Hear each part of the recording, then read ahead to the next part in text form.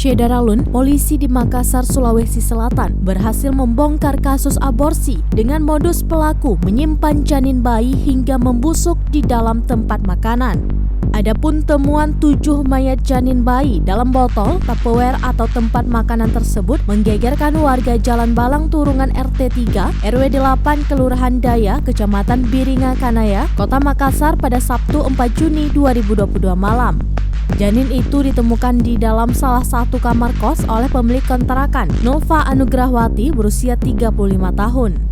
Nova Anugrawati atau yang akrab disapa Bunda Ulfa menjelaskan, awal mula penemuan janin yang tinggal tulang belulang tersebut saat itu ia sedang membersihkan kamar kos yang ditinggal salah satu penghuni perempuan berinisial NM.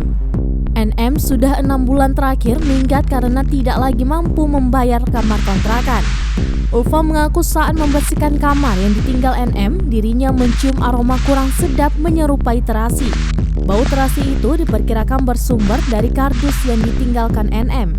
Ia pun membuka kardus tersebut dan berisi beberapa kotak box, salah satunya rantang nasi bersusun 3. Ulfa pun menyimpan rantang tersebut lalu membuka kotak sepatu yang dilakban penuh dalam kardus.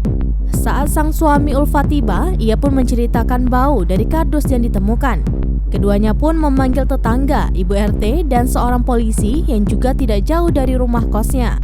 Mereka pun membuka box serta rantang dan kotak sepatu yang ada secara bersama-sama.